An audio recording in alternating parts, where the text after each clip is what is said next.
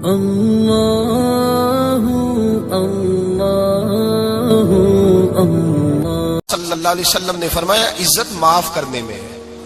عزت کس چیز میں ہے؟ بدلہ لینے میں عزت۔ یہ حقائق ہے۔ عزت بدلہ لینے، جس نے ایک تھپڑ کے جواب میں 2 مارے وہ باعزت نہیں، بلکہ مسند امام محمد بن حنبل پڑھی، حضرت موسیٰ علیہ السلام کوہ طور پہ کھڑے، میرے رسول پاک علیہ السلام فرماتے ہیں جناب موسیٰ علیہ السلام نے اللہ کی بارگاہ میں عرض کیا، اے اللہ ساری دنیا کہتی ہے ہم عزت والے ہیں، ہم عزت والے، من اعز عبادک یا اللہ، اے اللہ تو بتا تیرے بندوں میں عزت والا کون ہے؟ تو حضرت موسیٰ کہتے ہیں رب کریم نے فرمایا اذا قادر غفارا، جس کے پاس بدلہ لینے کی طاقت ہو پھر بھی معاف کر دے وہ بڑی عزت والا ہوا کرتا ہے۔ جو اینٹ کے جواب میں پتھر مار سکتا ہو، جو گولی کے جواب کے اندر 15 گولیاں مار سکتا ہو لیکن معاف کر دے وہ بڑی عزت والا ہے۔ عزت والا ہے جو معاف کرے۔ حضرت فخر جہاں دہلوی بہت بڑے درویش تھے، سلسلہ عالیہ چشتیہ کا بہت بڑا نام، اور اس صوفی کے آپ حالات پڑھیں تو رب کریم نے بڑا ہی نوازا ہوا تھا۔ دلی کی جامع مسجد کے خطیب، اور ان کی کرامت یہ تھی کہ جو آدمی آ کے سامنے کھڑا ہوتا تھا نا اسے بتانا نہیں پڑتا تھا کہ میرے دل میں کیا ہے، بتانا نہیں پڑتا تھا۔ سامنے آ کے کھڑا ہوتا تھا تو حضرت ہاتھ اٹھاتے تھے، کہتے تھے اللہ یہ بے اولاد ہے اسے اولاد عطا کر دے۔ دوسرا آ کے کھڑا ہوا، خوشی نہیں ہو رہی آپ کو؟ دوسرا آدمی کھڑا ہوا، دوسرا آدمی، اس نے آ کے کہا دعا کے لیے سامنے کھڑا ہوا تو حضرت کہنے لگے اے اللہ بیمار ہے، وہ کہتا میرے دل میں بات تھی مجھے بتانی نہیں پڑی، اتقوا فراست المؤمن فانه ينظر بنور اللہ۔ نبی پاک نے فرمایا مومن کی فراست قلبی سے ڈرا کرو، وہ تو اللہ کے نور سے دیکھتا ہے، نور الہی سے۔ میں بیمار ہوں کہنا نہیں پڑا، حضرت نے دعا کر دی۔ اب جب اجتماع زیادہ ہو گیا، لوگ بڑھ گئے، دلی کی جامع مسجد کے باہر بھی صفیں بچھنے لگی، تو بادشاہ کو ٹینشن ہو گئی کہ یہ مولوی میرے لیے مسئلہ ہی نہ بنا دے کل کو۔ اس نے ایک سازش رچی، ایک طوائف تھی، اس طوائف کو کچھ پیسے دیے، کہنے لگے ایکٹنگ کرنی ہے، کہنے لگی فکر نہ کریں۔ جمعے کا دن تھا، ہزاروں کا مجمع حضرت کے پیچھے جمعہ پڑھنے آیا۔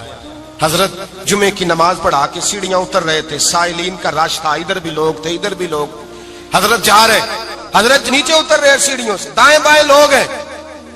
وہ بی بی آگے بڑھی اور اس طرح اس نے گفتگو شروع کی جیسے بڑا پرانا جاننے والی ہے۔ پتہ کیا لفظ ادا کرتی ہے؟ السلام علیکم، وعلیکم السلام، کیسی طبیعت ہے؟ رات تو پھر آپ آ گئے، ملاقات ہی نہیں ہو سکی، وہ معاف کیجئے گا اس وقت اس لیے آئی ہوں کہ آپ رات کو مجھے کھوٹے سکے دے گئے تھے، کھوٹے سکے، تو میں بازار گئی ہوں تو دکاندار نے لیے نہیں، تو یہ کھوٹے سکے۔ وہ جو دائیں بائیں لوگ تھے نا مد و جزر ہونے لگا، جو پیار میں کچے تھے وہ تڑپنے لگے کہ ہمارا پیر رات کو کہاں ہوتا ہے، ہم نے تو کبھی پوچھا ہی نہیں، ہم تو سمجھتے حجرے میں ہوتا ہے، یہ رات کو کہاں ہوتا ہے، کہاں ہوتا ہے رات کو؟ جنہ اندر عشق سمایا اونا نہیں پاج جانا۔ سارے ایسے نہیں ہوتے، جنہ اندر عشق سمایا اونا نہیں پاج جانا، پاویں سونے ملن ہزارہ آسانی یار بٹونا۔ کچھ تو کھڑے تھے کہنے لگے جو مرضی بھی ہو جائے، جو ہم نے دیکھا وہ دیکھ ہی کوئی نہیں سکتا، کوئی جو مرضی، کچھ مد و جزر کا شکار ہے۔ حالات بدلنے لگے، اب وہ بی بی اس طرح گفتگو کر رہی ہے جیسے بڑی پرانی جاننے والی ہے، کہنے لگی کھوٹے سکے دے گئے تھے، دکاندار نے لیے نہیں۔ حضرت کے چہرے پہ کوئی شکن نہیں آیا، آپ نے اپنا ہاتھ اٹھایا، جیب میں ڈالا، الٹا پیسے نکالے اور سیدھا اس بی بی کے سر پہ رکھا۔ کہنے لگے بیٹی فکر والی بات کوئی نہیں، تو مجھ سے اصلی سکے لے جا، جا اصلی سکے لے جا، تیرا کام ہو جائے، اور فکر نہ کرنا، پھر بھی ضرورت پڑے نا تو آ جانا، میں اصلی سکے دے دوں گا۔ یہ لفظ کہہ کے حضرت نیچے اترے تو وہ دوڑی ہوئی آئی، پلٹ کے آئی، پیروں میں بیٹھی، کہنے لگی بابا تو کس مٹی کا بنا ہے، کس نور سے تیری تخلیق ہوئی ہے، کس حسین مزاج کا تو مالک ہے؟ میں وہ بی بی جس کو سارے لوگ گندی نظر سے دیکھتے ہیں معاذ اللہ، اور میں فلاں بادشاہ کے کہنے پر ایکٹنگ کرنے آئی طوائف، اور میں تیرے دروازے پہ تجھے بدنام کرنے آئی ہوں اور تو نے مجھے بیٹی بنا لیا ہے۔ آج تک کسی نے بیٹی نہیں کہا اور تو نے میرے سر پہ ہاتھ رکھ کے کہا بیٹی، یہ لفظ کہے قدموں میں گری، اٹھ کے حضرت نے سر پہ پھر ہاتھ پھیرا، اٹھی، آنسو پونچھے، نقاب اوڑا، کہنے لگی اب میں دلی والوں کو بتاؤں گی کہ فخر جہاں کی بیٹی کس طرح کی ہوا کرتی ہے، اب بتاؤں گی فخر جہاں کی بیٹی کس طرح کی ہوتی ہے۔ فرمایا میرا مکان اب کسی طوائف کا کوٹھا نہیں رہے گا، میں اسے مسجد بناؤں گی، اب قیامت تک وہاں سے یا درود پڑھا جائے گا یا محمد عربی کے نام کی اذانیں پڑھی جائے گی۔ یہ عزت ہے، یہ وقار ہے۔ بھائی آپ کسی کو معاف کر کے تو عزت لے سکتے ہیں، یہ بھی تو ہو سکتا تھا نا پکڑ لو اس کو، یہ تمہارے پیر پہ الزام لگانے آئی ہے، پکڑو مارو، یہ بھی کام ہو سکتا تھا، لیکن حضرت نے معاف کیا امام زین العابدین، میرے مصطفیٰ کریم کے نواسے، امام حسین کا میدان کربلا میں بچ جانے والے اکیلے بیٹے. اور امام زین العابدین فرماتے ہیں میں اگر 1 مہینہ عمرہ کرنے نہ جاؤں تو حجر اسود میری خواب میں آتا ہے اور مجھے آگے کہتا ہے حضور میری آنکھیں ترس گئی ہیں، مجھے دیدار تو کرا جائے، دیدار تو کرا جائے. اور حجر اسود جدھر امام صاحب گھوما کرتے تھے آپ کے حالات میں لکھا حجر اسود بھی ادھر جاتا تھا طواف. اتنی بڑی شخصیت. مسجد نبوی سے نکلے تو ایک آدمی نے گالیاں دینی شروع کر دی. حضرت پہلے تیز چلتے تھے، جب وہ گالیاں دینے لگا تو آہستہ ہو گئے. وہ دیتا رہا. جب آپ کا گھر آ گیا تو آپ فرمانے لگے بھائی میرا مکان آ گیا ہے، کوئی بات اور کرنی ہو تو کر لے، میرے بچوں نے سن لیا تو تجھ سے ناراض ہوں گے. اور پھر وہ شخص کہتا جب یہ لفظ کہے نا تو مجھ پہ سختہ طاری ہو گیا، یہ کیا کہہ رہے ہیں؟ ہم تو دشمن کو بھی پاکیزہ سزا دیتے ہیں، یہ کیا کہہ رہے ہیں؟ حضرت نے کہا کوئی بات کرنی ہو تو کر لے، میرا مکان آ گیا ہے. وہ کہتا میں اس بات پہ بھی سختے میں تھا. تھوڑی دیر گزری تو فرمانے لگے بھائی ابھی تو نے میرے وہ عیب بیان کی ہیں جن کا تجھے پتا تھا، میرے اندر تو اور بڑیاں کوتاہیاں پائی جاتی ہیں، اور بڑیاں کمیاں، بڑی پتا سارا ہے سردار نو کیتیاں دا من نانم کے من دانم، تجھے کیا پتا میرے تو بڑے عیب چھپے ہوئے ہیں. وہ شخص کہتا ہے مجھ پر دوسرا بم گرا تو پاک محبوب کا پاک نواسا، پاک فاطمہ کے پاک پوتے اندر گئے. کہنے لگے ٹھہر جانا نا، رک میں آیا. کہتے اندر گئے، 1 بوتل سرکے کی لائے، 1 بوتل شہد کی لائے، 5 کلو کھجوریں لائے، میرے ہاتھ میں تھمائی. کہنے لگے تحفہ ہے. کہتے ہیں میں اب تو ماری گیا. میں نے کہا حضور یہ کیا ہے سارا کچھ؟ میں گالیاں دے رہا تھا.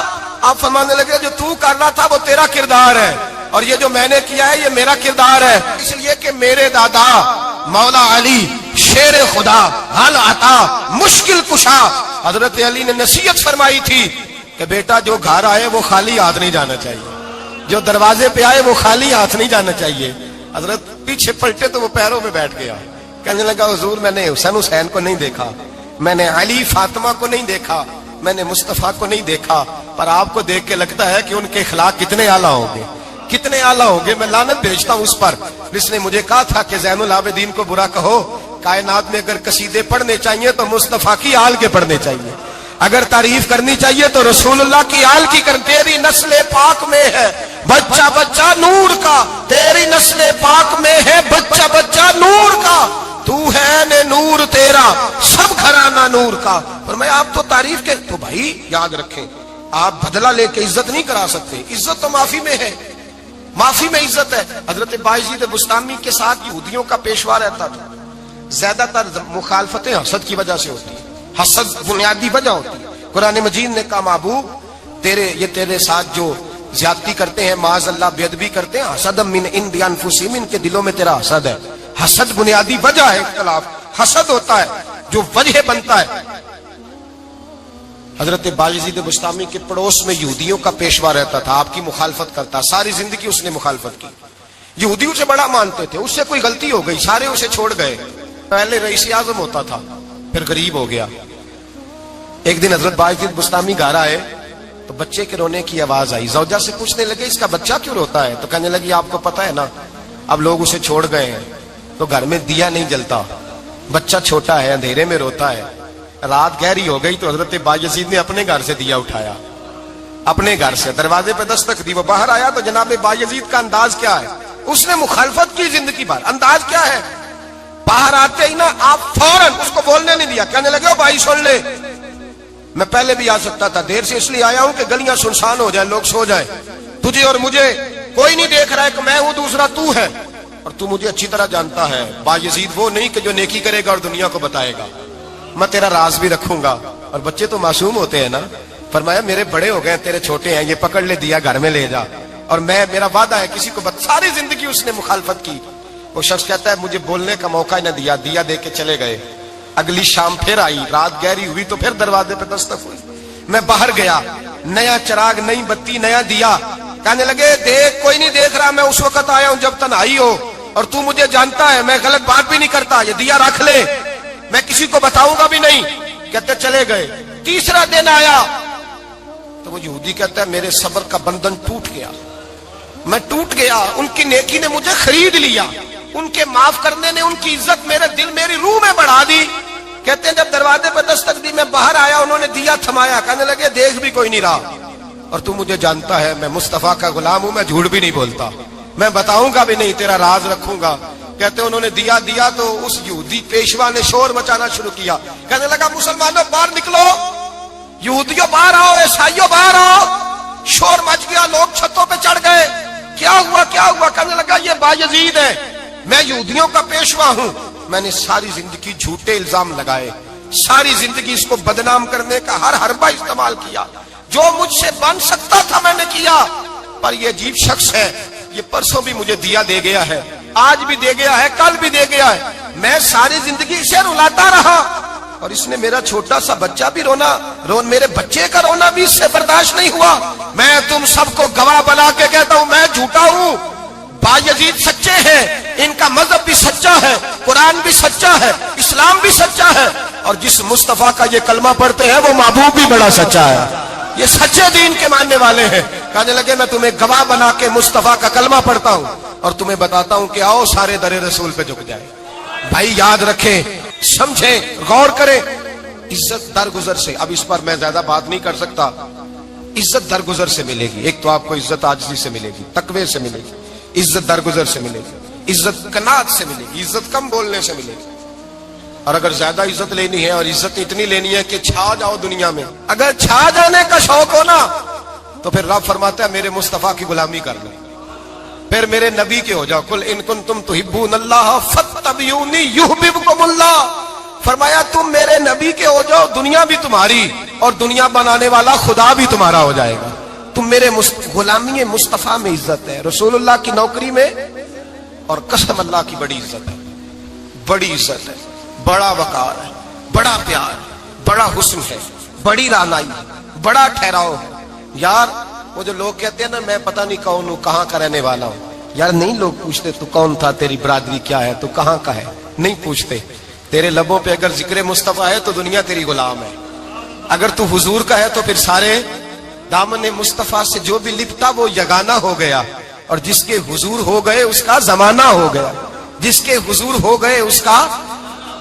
اقبال کہتے ہیں قوت عشق سے ہر پست کو بالا کر دے, اور دہر میں اس میں محمد سے اجالا کر دے. اور کی محمد سے وفا تو نے تو ہم تیرے, کی محمد سے وفا تو نے تو ہم تیرے. یہ جہاں چیز ہے کیا لوح قلم تیرے. رسول اللہ کی غلامی عزت دیتی ہے, نبی پاک کی نوکری, اللہ کرے آپ بول پڑے آمین کہنا. نبی پاک کی غلامی عزت ہے, حضور کی غلامی. یار بندہ بالکل بے عمل ہونا, بالکل, تو میری طرح داڑھی رکھ کے پگڑی باندھ کے باس میں بھی چڑھ جائے تو کئی لوگ سیٹیں خالی کر دیتے ہیں, کہتے ہیں بزرگوں یہاں آ جائے, حضرت جی یہاں آ جائے. تو پھر عزت کس چیز کی ہوئی؟ سنت مصطفیٰ کی ہوئی نا, پھر عزت نبی پاک کی سنت کی ہوئی نا, وقار کی ہوئی نا. ایک صاحب, ایک بچے نے داڑھی رکھ لی تو مجھے آ کے کہنے لگے حضرت جی لوگ بڑے بڑے لقب دینے لگے ہیں. میں نے کہا کیا؟ کوئی کہتا ہے حضرت صاحب, کوئی کہتا ہے قاری صاحب, کوئی کہتا ہے حافظ صاحب, کوئی کہتا ہے علامہ صاحب. تو میں نے کہا تیری موج نہیں بن گئی, 4 سالوں میں حفظ ہوتا ہے, تجھے مفت کا لقب مل گیا ہے. سے نظامی 8 سال میں ہوتا ہے, مفت کا علامہ بن گیا ہے, تجھے وقار نہیں دے دیا اللہ تعالیٰ نے. عزت میرے اعلیٰ حضرت فرماتے ہیں عزت در رسول پہ ہے, عزت حضور کی. اور اعلیٰ حضرت نے ایک بات لکھی ہے بڑی قیمتی, اور میں نا جب کبھی پریشان ہوتا ہوں نا تو میں یہ والی بات کھول کے پڑھتا ہوں. اعلیٰ حضرت یہ بات ڈھارس بندھاتی ہے, ڈھارس توانائی دیتی ہے, پورا مضمون باندھا ہے. اعلیٰ حضرت کہتے ہیں بیروپیہ تھا مداری, روپ بدل بدل کے دکھایا کرتا تھا, بادشاہوں سے انعام لیتا تھا. ایک دن اورنگزیب عالمگیر کے پاس آ گیا, کہنے لگا میں روپ بدلوں گا, اگر آپ پہچان نہ سکے تو میں انعام لوں گا.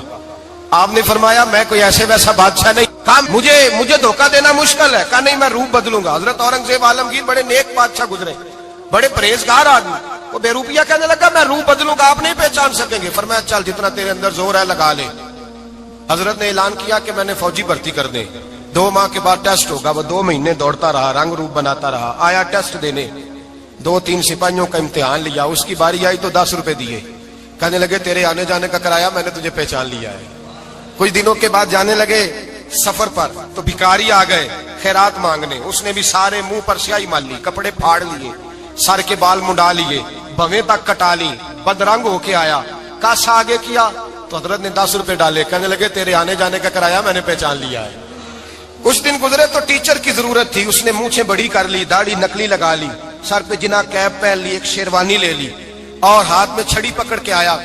کہنے لگا میں استاد ہوں, 2-4 بندوں کا امتحان لیا, اس کی باری آئی تو 5 روپے دیے, 10 روپے دیے, کہا تیرا کرایہ میں نے پہچان لیا.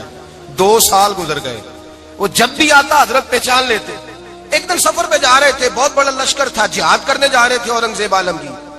تو دیکھا ایک پہاڑی ہے, پہاڑی پہ لوگ جا بھی رہے ہیں آ بھی رہے. اورنگزیب عالمگیر پوچھنے لگے یہاں کیا ہے؟ کہنے لگے ایک بابا جی بیٹھے ہیں دعا کرتے ہیں, اللہ کے نیک بندے ہیں. اورنگزیب کہنے لگے یار پرانے لوگ سارے ہی اللہ والوں کو مانتے, یہ بھی مصیبت آئی ہے جتنی نہیں آئی ہے, سارے لوگ ہی مانتے. کہنے لگے ذرا میں دعا نہ کرا لوں, اچھے کام جا رہا ہوں. اورنگزیب بادشاہ تھے, بادشاہ لوگ نازک مزاج ہوتے ہیں. گھوڑے سے اترے, بڑی مشکل سے پہاڑی پہ چڑھے, اوپر گئے تو لائن لگی ہے, بابا جی غار میں بیٹھے. کہنے لگے میں نے ملنا, میں اورنگزیب ہوں. انہوں نے کہا ہمارا بابا اس طرح کا پیر نہیں کہ امیر آئے تو رنگ اور ہو, غریب آئے تو اور ہو, یہاں اگر ملنا ہے تو لائن میں لگ جاؤ, سب ایک جیسے. اب لائن میں کھڑے ہو گئے, 50 آدمی آگے تھے, کہتے ہیں 51واں نمبر تھا. تھک گیا دھوپ میں کھڑا کھڑا. جب میں پہنچا غار کے دہانے تو میں نے بابا جی کے چہرے پہ نظر ڈالی تو بڑا نورانی چہرہ, بڑی خوبصورت لب و لہجہ. میں نے کہا میرے جیسا آدمی بھی پگڑی باندھ لے تو اچھا لگنے لگ جاتا ہے, بڑا خوبصورت انداز. کہتے ہیں میں ان کے پاس اتحیات کی حالت میں بیٹھ گیا. میں نے کہا حضور میں جا رہا ہوں جہاد کرنے, دعا کرنا. بزرگوں نے ہاتھ اٹھائے, اللہ اس کی مدد فرما, دین کو غلبہ عطا فرما, اسے دین کا سچا پکا سپاہی بنا.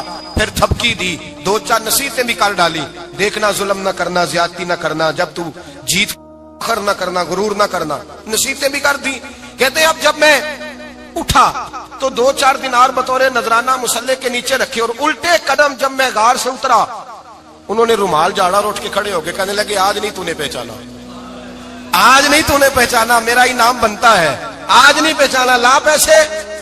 اورنگزیب کہنے لگا یار تو نے حد کر دی, کہاں چڑھا کہاں کھڑا رہا, دھوپ میں تھک گیا, کمال کر دی بھائی تو نے. بتا تو کیا لے گا, اب تو دیکھ جلدی بتا, وہ کتنے لوگ پیچھے دھوپ میں کھڑے ہیں, لشکر سارا کھڑا ہے, کیا لے گا؟ اس نے کہا سب سے قیمتی ہیرے وہ ہیں جو تیرے سر کے تاج میں لگے ہوئے ہیں, مجھے تیرا تاج چاہیے. او بھائیو سننا اور یاد رکھنا, میرے اعلیٰ حضرت کہتے ہیں بادشاہ نے سر کے اوپر سے تاج اتارا, بہروپیے کے قدموں میں رکھا اور کہنے لگے یہ لے, اور یہ تو تیرا مانگنے پر میں نے دیا ہے نا, میں واپس آتا ہوں تو آنا میں اپنی مرضی سے بھی تجھے دوں گا. تو نے اورنگزیب جیسے بندے کو دھوکہ دیا, آنا میں اس وقت بھی دوں گا. وہ دے کر بس بات ختم ہو گئی, حد ہو گئی. دے کر کہتے ہیں جب میں پلٹا نا واپس, بہروپیے نے آواز دی بادشاہ ٹھہر جا. تو میں نے پلٹ کے دیکھا تو کہنے لگے یہ اپنا تاج لے جا, اٹھا اور لے جا. میں نے کہا 2 سال بیت گئے تجھے محنت کرتے, آج قابو آیا تو لے جاؤں. کہنے لگا لے جا, مسئلہ سمجھ میں آ گیا. میں نے کہا مجھے بھی تو سمجھانا. تو کہتے ہیں وہ پھوٹ پھوٹ کے رویا, اس کی آنکھیں برس پڑی, سیلاب کی طرح آنسو بہ نکلے, تڑپا اور رو کے کہنے لگا بادشاہ میں نے جھوٹ موٹ رسول اللہ کی غلامی اختیار کی تھی, جھوٹ موٹ کی داڑھی, جھوٹ موٹ کی پگڑی, جھوٹ موٹ کا فقر, میں نے جھوٹ موٹ نبی پاک کا لباس پہنا ہے, تو تیرے جیسے بادشاہوں کے تاج میرے قدموں میں آ گئے ہیں. اگر میں سچ مچ رسول اللہ کا غلام بنوں گا تو اللہ کیا کچھ عطا فرمائے گا, اللہ کتنی نعمتوں سے نوازے گا. میرے اعلیٰ حضرت کیا فرماتے ہیں, اعلیٰ حضرت فرماتے ہیں فرشتے بھی کرتے ہیں تعظیم میری. کون جی؟ اللہ. ایسا عقیدہ بھی کم ملے گا جو بریلی کے امام کا عقیدہ ہے, ایسا بھی کم. کہتے ہیں فرشتے بھی کرتے ہیں تعظیم میری. کیوں؟ فرمانے لگے فدا ہو کے ان پر یہ عزت ملی ہے, فدا ہو کے ان پر یہ. حضرت سلمان فارسی گورنر تھے, کھانا کھا رہے تھے, دسترخوان بچھا تھا, رسول پاک صلی اللہ علیہ وسلم کا فرمان ہے روٹی کا لقمہ دسترخوان پہ گرے اٹھا کے کھا لو, اللہ تمہاری بخشش فرما دے گا. دسترخوان صاف ہوتا ہے. روٹی, بڑے گورنر تھے آپ, بڑے بڑے سفیر بیٹھے تھے, وزیر بیٹھے تھے, روٹی کا لقمہ گر گیا. آج تو لوگ فیشن میں عزت ڈھونڈتے ہیں نا, وقار ڈھونڈتے ہیں کہ میں جدید دنیا کے ساتھ مل جاؤں, میں معاذ اللہ لڑکی لڑکے کٹھے بٹھا کے منگنی کروں تو میں ماڈرن شمار ہو جاؤں گا, میں بڑے بڑے ڈھول بجاؤں تو ماڈرن بنوں گا, میں اگر مہندی پہ سارے تماشے کر ڈالوں تو میں ماڈرن ہوں. دیکھو عزت کس بات میں. حضرت سلمان فارسی روٹی کھا رہے تھے, سفیر وزیر نہ جانے بڑے بڑے لوگ بیٹھے تھے, کھانا کھاتے کھاتے لقمہ گرا دسترخوان پہ. حضرت سلمان فارسی نے سمیٹا, منہ میں رکھا, پھر انگلی مار کے دسترخوان صاف کیا. ایک صحابی کان میں کہنے لگے سلمان کیا کر رہے ہو, کیا کر, آپ گورنر ہے, سوچئے تو صحیح, یہ لوگ کیا کہیں گے دنیا دار کے مسلمانوں کو روٹی نہیں ملتی, اٹھا اٹھا کے کھا رہے. کان میں بات کی, کان میں. حضرت سلمان فارسی کان میں جواب دے سکتے تھے، کہہ سکتے تھے نہیں ایسے ہی کرنا ہے، انہوں نے کان میں بات کی، لیکن جناب سلمان فارسی اعلیٰ اعلان بولے، کہنے لگے ان 4 5 6 دنیا داروں کے لیے میں اپنے نبی کا طریقہ چھوڑ دوں، اپنے رسول کی سنت چھوڑ دوں؟ یہ 4 5 دنیا داروں میں کھجوریں اتارتا تھا، نوکریاں کرتا تھا، یہ جو میرے سر پر عزت کے بال ہیں یہ محمد عربی کے اگائے ہوئے ہیں، رسول اللہ کے اگائے ہوئے ہیں۔ اور بھائیو حد ہو گئی۔ حضرت بلال رضی اللہ تعالیٰ، حضرت بلال آئے جناب عمر سے ملنے، کیسے وہ کس ربی آئے تو عمر خاطر میں نہ لائے، پر بلال حبشی دروازے پہ داخل ہوئے تو فاروق اعظم نے کرسی چھوڑ دی، ہاتھ باندھ کے کونے میں کھڑے ہو گئے، کالا رنگ ہے، نام بھی لکھنا نہیں جانتے، زمانے میں تعارف کوئی نہیں، حضرت عمر نے ہاتھ باندھا ہے، لوگ کہنے لگے عمر تو کیسے ہو، کسرا سے نہیں ڈرتا، یہ کون آ رہا ہے جس کے لیے تیرا اتنا استقبال ہے؟ حضرت عمر کہنے لگے چپ کر جاؤ، اس کی بات نہ کرنا، اسے آنے دو، اس کی بات نہ چھیڑنا۔ حضرت سیدنا بلال آئے، کہنے لگے امیر المومنین کیا کر رہے ہو؟ فرمایا نہیں چپ کر یار، بازو پکڑا، اپنی کرسی پہ بٹھایا۔ حضرت بلال کہنے لگے حضور میں غلام ہوں، مجھے تو طریقے بھی نہیں آتے ان کرسیوں پہ بیٹھنے کے، میں تو غریب ماں کا بیٹا، غلام باپ کی اولاد، سلیقہ، یہ آپ کیا کر رہے ہیں؟ تو حضرت عمر کہنے لگے بلال تھا تو غلام ہی، پر جب سے مصطفیٰ کا غلام بنا ہے تو ہمارا امام بن گیا ہے، اب تو امام ہے رسول اللہ کی امت کا۔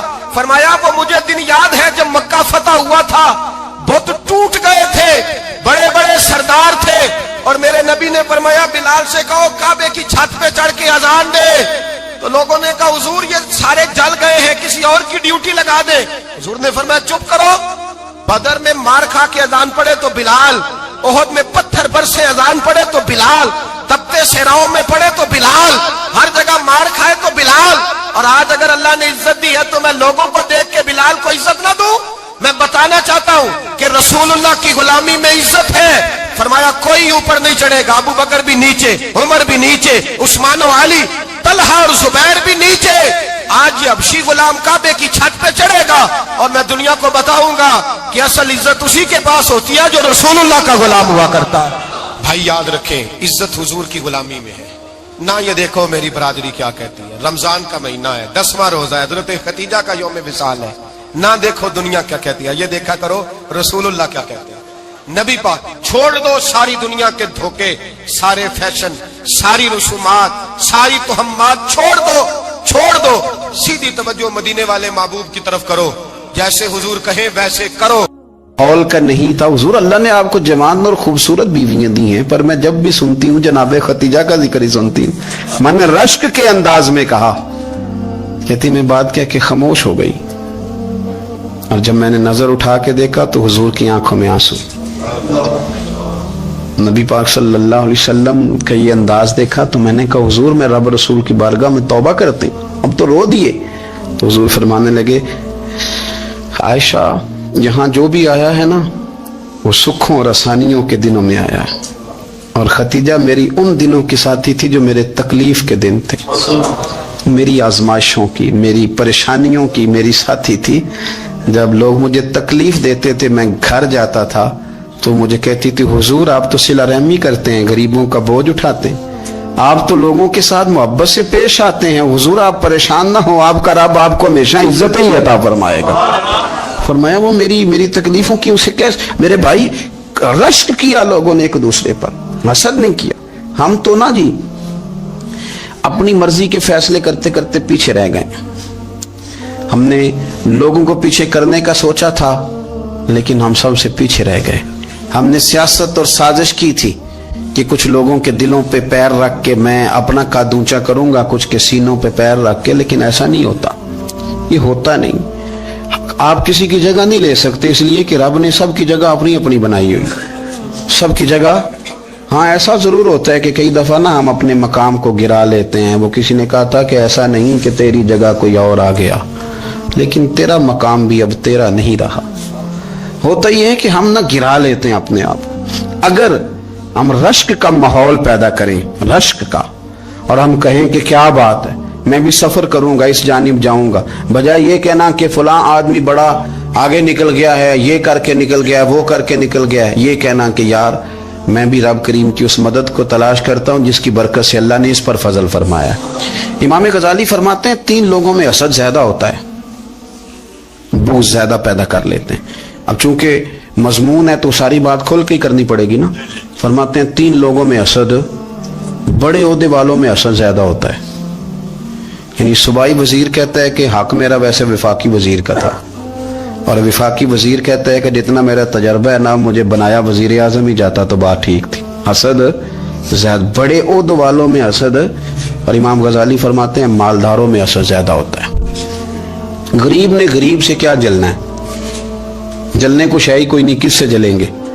تو غریب تو بیچارہ 4 روٹیاں ہوتی ہیں تو کہتا ہے چلو ٹھیک ہے آ جاؤ دونوں مل کے بیٹھ جاتے ہیں. غریبوں کے دوست بھی غریب.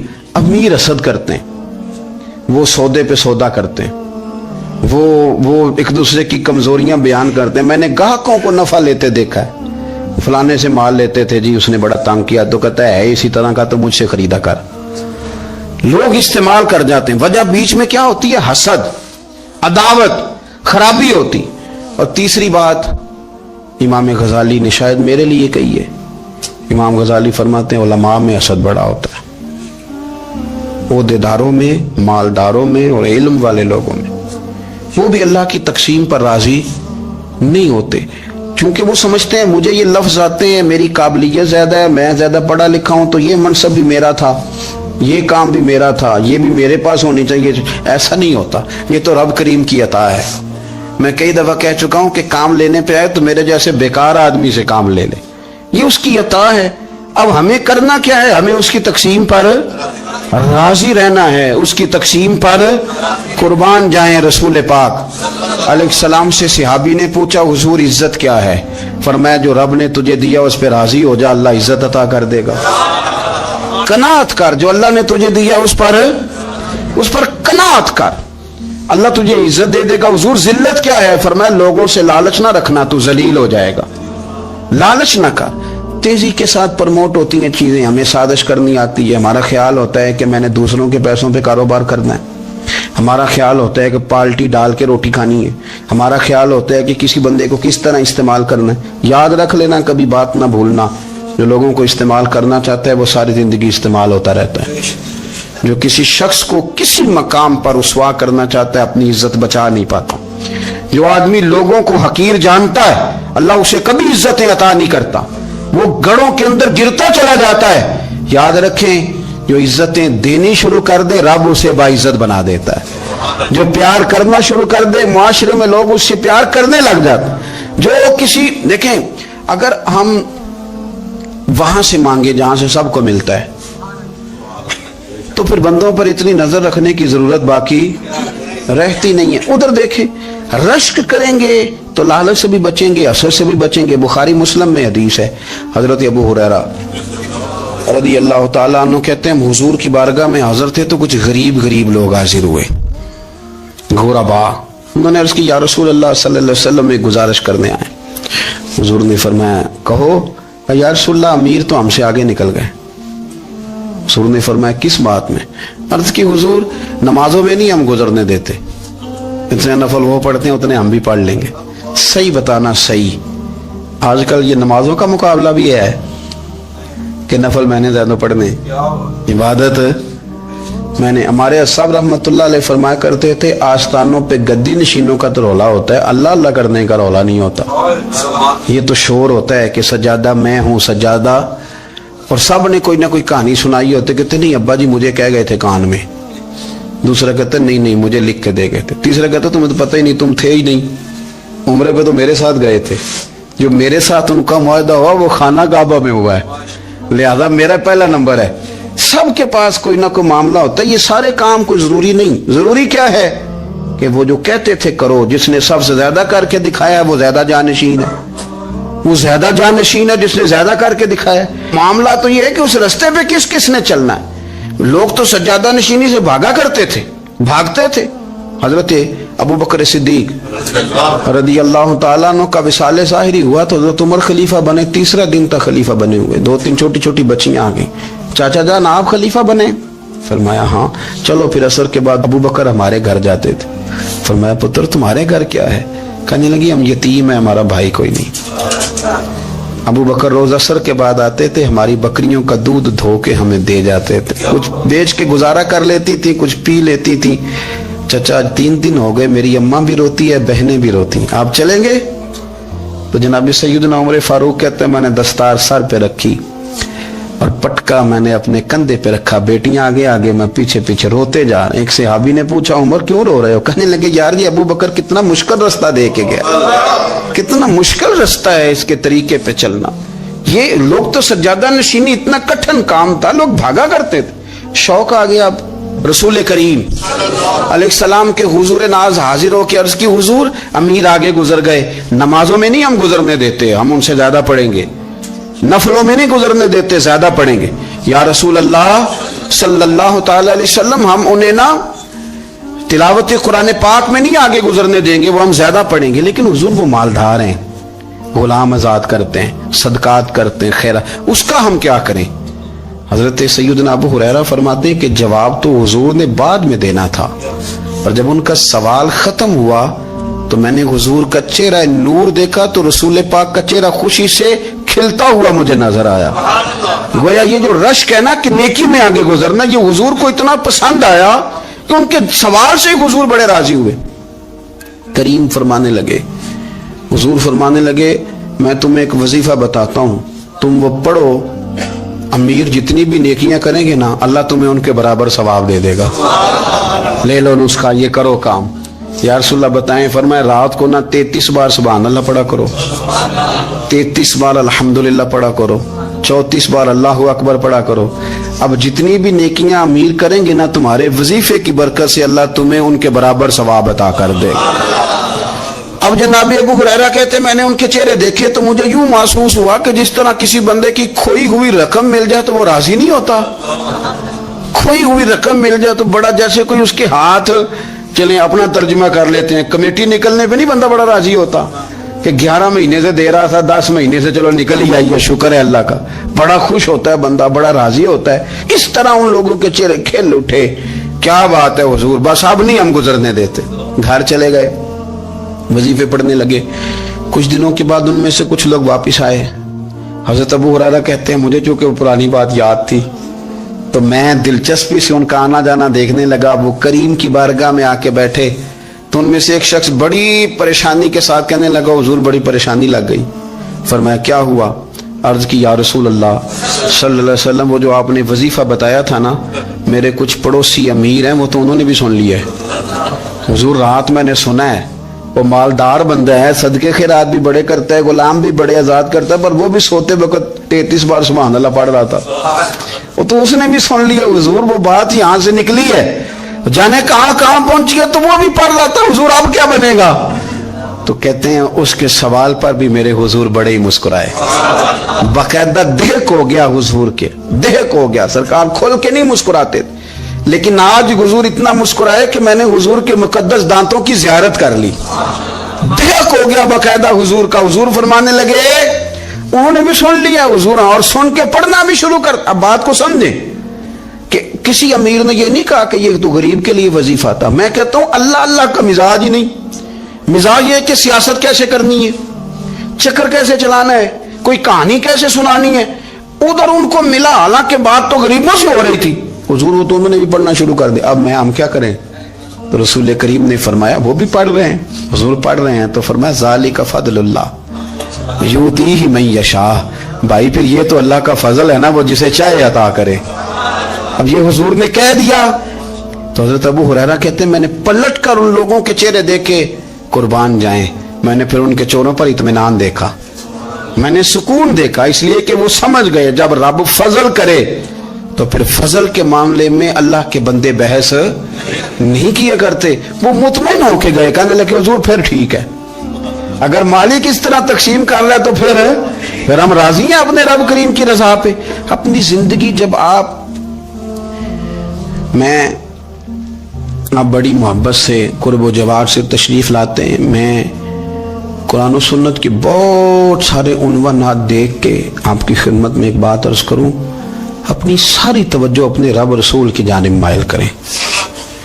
جتنا آپ دائیں بائیں دیکھیں گے نا اتنا گاڑی کے ٹکرانے کا خطرہ بڑھ جائے گا، وسوسے زیادہ آئیں گے، الجھ جائیں گے، اتنا زیادہ دائیں بائیں نہ دیکھیں یہ کیا کر رہا ہے، فلانا کیا کر رہا ہے، فلانے کا یہ معاملہ کس طرح کا تھا، نہ نہ نہ، آپ توجہ اللہ کی جانب رکھیں. دیکھیں میرا اور میرے رب کا معاملہ ٹھیک چل رہا ہے، اللہ رسول کے ساتھ میرے معاملات ٹھیک ہیں. یہاں تو آپ کسی کی اصلاح کریں گے، دعوت دیں گے یا دعا کریں گے، تنقید کی تو ویسے دین میں اجازت نہیں ہے. آپ نے یہاں کسی کی اصلاح کرنی اور وہ درد کے ساتھ کرنی، اور یہاں کسی کے لیے دعا کرنی ہے کہ یا اللہ اس بندے پہ رحم فرما، اسے بدل دے. تنقید کی اور طنز کی تو اجازت، اپنا معاملہ رب کریم کے ساتھ، ہماری سوچیں کس طرح کی ہیں، ہمارے اندر ماحول کس طرح کا ہے، وہ چونکہ دلوں کے حال جانتا ہے. اور نبی پاک صلی اللہ علیہ وسلم نے فرمایا نہ تمہاری جیبیں دیکھتا ہے نہ تمہارے چہرے دیکھتا ہے، وہ تو جب دیکھتا ہے تمہارا دل دیکھتا ہے. اس کی کیفیت کیا ہے؟ حضرت انس بن مالک رضی اللہ تعالیٰ عنہ فرماتے ہیں، اس حدیث کو یاد رکھیے گا، حافظ منذری نے ترغیب و ترہیب میں لکھی ہے. فرماتے ہیں کہ حضرت انس بن مالک رضی اللہ تعالیٰ عنہ فرمانے لگے کہ ایک حضور کے ایک غلام، ایک صحابی بیمار تھے، تو حضور نے فرمایا انس چلو تیمارداری کرتے ہیں. کہتے ہیں حضور کے ساتھ گئے، نبی پاک صلی اللہ علیہ وسلم پہنچے. جب ہم نے اس شخص کو دیکھا تو حضرت انس کہتے ہیں ہم پریشان ہو گئے، چونکہ ہم نے اسے بڑا صحت مند دیکھا تھا، وہ کمزور ہو گیا، وجود پر بہت سارا گوشت دیکھا تھا، اب ہم دیکھ رہے ہیں کہ وہ ہڈیاں ہی ہڈیاں رہ گئی ہیں، چہرہ بڑا بارونق تھا، اب کمزوری ہو گئی. رسول کریم تشریف لے گئے اور حضور اس کی چارپائی کے سرہانے بیٹھے، اور جب حضور نے اپنا دست مبارک اس کے بالوں میں رکھا اور نبی پاک نے دست شفقت پھیرا تو کہتے ہیں اس شخص نے آنکھیں کھولی اور حضور کا چہرہ دیکھا تو اس کی خوشی کی کوئی انتہا نہ رہی، بڑا راضی ہوا، بڑا راضی. اور حضور نے اس کے لیے دعا کی، اس دعا پر بھی اسے بڑا اطمینان قلبی نصیب ہوا. کہتے ہیں حضور اکثر تیمارداری فرماتے تھے، پر آج نہ حضور نے ایک نرالی، انوکھی اور انفرادی بات ارشاد فرمائی. حضور نے فرمایا تو بڑا صحت مند تھا، کمزور ہو گیا، بڑا طاقتور تھا تو ضعیف ہو گیا، ایک سوال کا جواب تو دے. یا رسول اللہ فرمائیے. تو حضور فرمانے لگے اس حالت میں جب تو شدید بیمار اور تکلیف میں، یہ بتا کہ اس وقت تیرا اپنے رب کے بارے میں گمان کیا ہے. حضرت انس کہتے ہیں پہلے حضور بیماروں سے یہ سوال نہیں پوچھتے تھے، آج پوچھا، کیونکہ صحت میں لوگوں کی زبان پہ شکر ہوتا ہے اور بیماری میں شکوے ہوتے ہیں، معاذ اللہ. اس وقت اللہ کے بارے میں یہ سوچ حضور نے ہمیں دی ہے. تم نے ہر وقت یہ ذہن بنانا ہے کہ یہاں رب کریم کے بارے میں کیا تصورات پل رہے ہیں، آوازیں کیا اٹھ رہی ہیں، اس وقت تیرا اللہ کے بارے میں گمان کیا ہے. جناب انس بن مالک کہتے اس نے ہمیں اشارہ کیا کہ مجھے اٹھا کے بٹھاؤ. ہم نے بٹھایا تو کہتے ہیں پھر اس نے اپنی آنکھیں کھولی اور حضور کے چہرے نور پر نظر کر کے نظر جھکا لی. عرض کرتا یا رسول اللہ میں کمزور ہوں، بیمار ہوں، تکلیف میں ہوں، اٹھ نہیں سکتا، کھا نہیں سکتا، پر حضور ابھی بھی میرے دل سے آواز یہی نکلتی ہے کہ میرا رب بڑا ہی کریم ہے، میرا اللہ بڑا ہی مہربان ہے، وہ بڑا ہی معاف کرنے والا ہے، وہ اپنے بندوں سے پیار ہی بڑا کرتا ہے. آپ میری بات کو سمجھیں، کیفیت کیا ہے اور الفاظ کیا ہیں. حضور وہ مجھ سے بڑی محبت کرتا ہے، بڑے پیار والا ہے. یہ لفظ کہتے کہتے آواز بھرا گئی، آنسو نکل آئے. پھر اس نے تکلیف زیادہ محسوس کی تو وہ لیٹ گیا اور پھر اس نے حضور کے چہرے نور پہ نظر ڈالی، کلمہ پڑھا، روح ہی پرواز کر گئی. حضرت انس بن مالک فرماتے ہیں ہم اس کے گھر سے نکلے اور جب حضور اس کے کمرے سے باہر آئے تو رسول کریم نے پلٹ کر رک کر پھر پیچھے دیکھا اور فرمایا انس اگر کسی جنتی کی زیارت کرنی ہے تو میرے اس غلام کا چہرہ دیکھ لو. اس لیے کہ جن لوگوں کے نظریات رب کریم کے بارے میں اس طرح کے ہوں پھر ان کے خاتمے خیر کے ہوتے ہیں، پھر اللہ ان کے لیے جنت کے فیصلے فرماتا ہے. اپنے افکار میں، نظریات میں، سوچوں میں کوئی ضروری نہیں ہے کہ ہم لوگوں کو دو لفظ کہہ کے مطمئن کر لیں تو ہم خود ضمیر کے قیدی بن کے زندگی گزار دیں. یہ معاملہ ٹھیک نہیں. دنیا تے آیا کوئی تیری نا مثال دا، دنیا تے آیا کوئی تیری نا مثال دا. میں لب کے لے آواں، میں لب کے لے آواں ਕਿਥੋਂ ਸੋਹਣਾ ਤੇਰੇ ਨਾਲ ਦਾ ਮੈਂ ਲੱਭ ਕੇ ਲਿਆਵਾਂ ਕਿਥੋਂ ਸੋਹਣਾ ਤੇਰੇ ਨਾਲ ਦਾ ਦੁਨੀਆ ਤੇ ਆਇਆ ਕੋਈ ਤੇਰੀ ਨਾ ਮਿਸਾਲ ਦਾ और चेहरा तेरा नूर वंडे सारी कायनात नू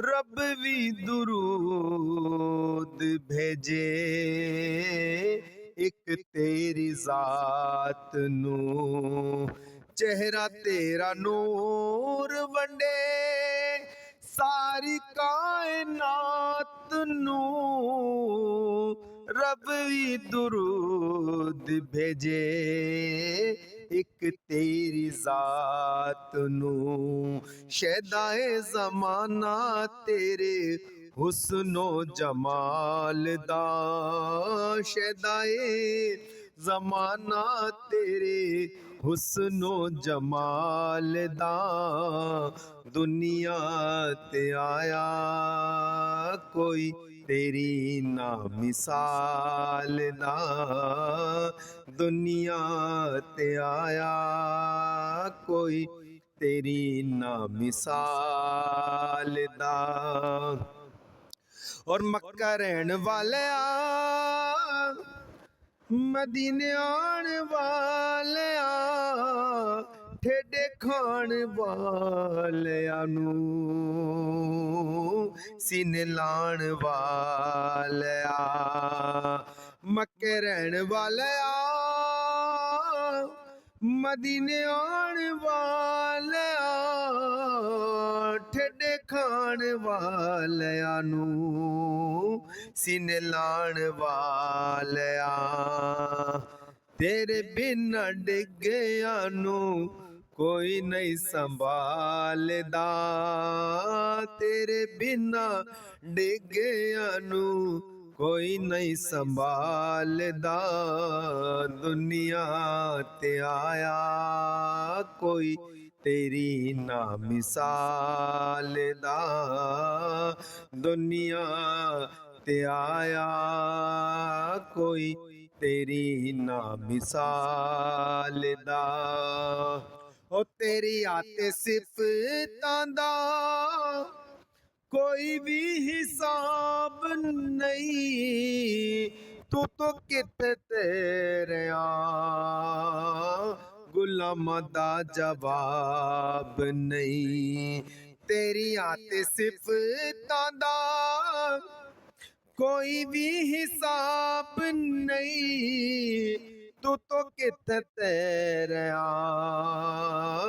गुलामा दा जवाब नहीं हुरानू तू रूप वंडे हबशी बिलाल दा हुरानू तू रूप वंडे हबशी बिलाल दा दुनिया ते आया कोई तेरी ना मिसाल दा दुनिया ते आया कोई तेरी ना मिसाल दा हो कापियां देवा तेरे सुचियां प्यारा दा जिंदा ज़हूरी ना लेके तेरे यारां दा हो कापियां देविया तेरे सुचियां प्यारां दा